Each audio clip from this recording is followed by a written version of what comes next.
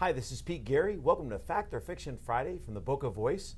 I'm here today with Emily Gentile, who is running for Seat B with the Boca Raton City Council.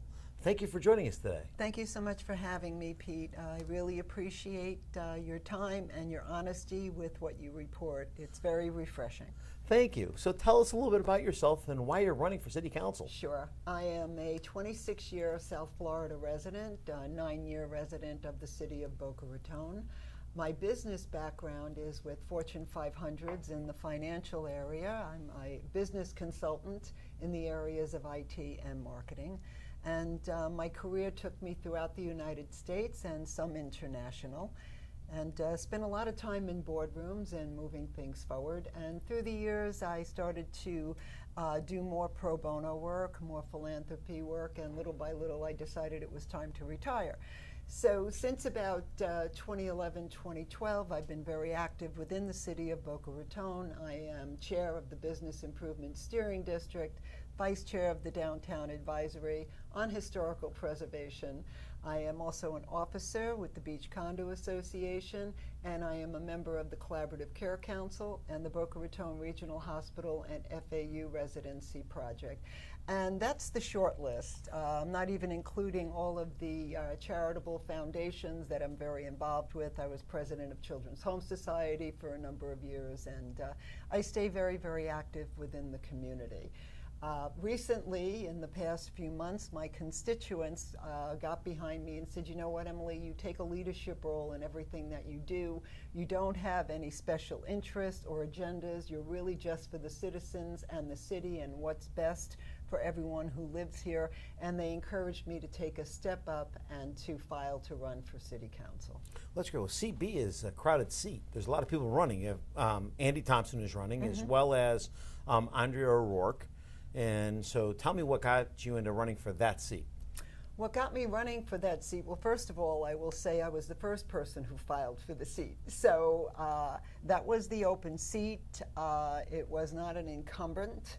It was an open seat from Mike Mullaugh, who we have big shoes to fill, who's done a wonderful job in the city, and he is termed out. So I filed to run for his particular seat. As I said earlier, I'm not new to the city. I've been here 9 years, and so I have quite a bit of tenure. I know a lot of people, and I know the workings and the nuts and bolts of the city. So I don't have to learn it. I already know it. And I also don't have any special interest agendas or any groups that I'm associated with. And so that makes me more of an independent, experienced person running for a city council, and I believe I can do a lot of good work that way. So tell me a little bit about what your vision is and what you're going to do within your first, few months of walking into City Council. What would you want your constituents to know what you're going to do when you walk in? Great question. Very important. Since I've been chair of the BID, we've worked in tandem with South Florida Transit Authority. We have worked with Thailand Consulting. They have done a whole traffic workup for us. I would like to continue the work that I have done with SFRTA. They have given us a grant for $1.5 million to study another tri-rail station on Military Trail and 19th Avenue. I would like to continue my work with that. The whole objective is to get as many cars off the road as we possibly can. We have 2 new hotels coming in that will have workers coming in. I'd like to see them use mass transit. Statistics show that the majority of people that are coming into the city to work don't live in the city. So there's a very good opportunity for them to be taking mass transit and shuttles. I'd like to continue my work with that and see it come to fruition. As vice chair of the Downtown Advisory, 2 weeks ago I introduced Art in Public Places, which is being done in collaboration with FAU and the Boca Museum of Art. I would like to make the streets more pedestrian friendly and our beautiful parks by adding some lovely sculptured pieces and having things done under a whole management plan process, not just bringing in any art any place. And this way we can make the parks and the city streets more enticing and, as I said before, more pedestrian friendly. So those are 2 areas that I've been working on, as well as locating green spaces and pocket parks. I'd like to continue my work on that as well. And I would like to continue my work. I was just at a symposium at FAU. We were talking about, we had the chamber there, we had council there, many concerned citizens. We were talking about building a university area off on 20th Street for housing for the students. And I reminded the council, the chamber, and the trustees at FAU that we're also missing a very important element. And that very important element is that we have over 30,000 students studying and learning careers, which gives us a phenomenal labor pool here in South Florida and in Boca Raton. And Jessica Del Vecchio is doing a great job with economic development.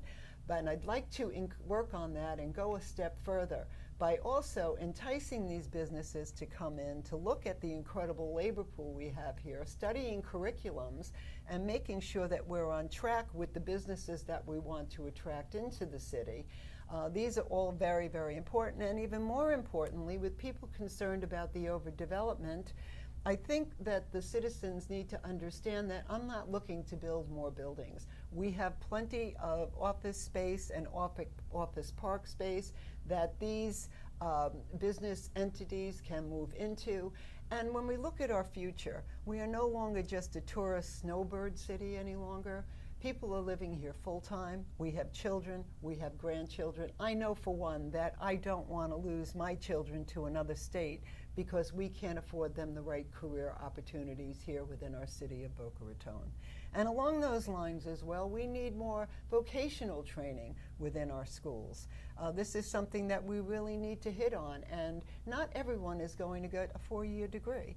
Not everyone is inclined to put in the time, nor can they afford it economically. So putting in more vocational training is also something that I'd like to work on. So to that point, how do you feel about the project that's going up over close to the University Village? Are you talking about the 20th Street project? Correct. Yes. Well, that is in the planning stages right now. There are a lot of nuts and bolts that needs to be worked out, from supervision to what type of commerce would be suitable for the area, to transportation for the students as well, as to how they can get back and forth to campus. And once again, let's get back to the economic development. A lot of these students need jobs as well to help them with their education. So there are a lot of pieces in place. The symposium was a great start. We do have some more work to go, and I would like to continue my work on that as well. That's great. Now, I noticed that you've done a lot of work in the community, and my hat's off to you. Thank you. And I appreciate all that you've done. Thank you. So, Emily, what would you like to tell our listeners in regard to you versus the other candidates? Why should they look at you versus the other candidates? Thank you. The other two candidates are, of course, worthy opponents and very nice people. What I would like to say is I do not have any special agendas. I'm not working with any special interest groups. I also did not just move into the community to make my career on the backs of Boca voters. I'm very excited to go forward. I have been working in the trenches for you for many, many years. I want to continue that work. We've made a lot of progress, art in public places, transit solutions, and I will keep that ball rolling. I do not need to come up to speed. I already know all of the facts, and I'm very excited, and I will be here for you, and when you speak, I will listen. And I know that together we will make Boca even better. Thank you. Thank you for joining us. Thank you for joining us at the Boca Voice and Fact or Fiction Friday. We look forward to seeing you next week.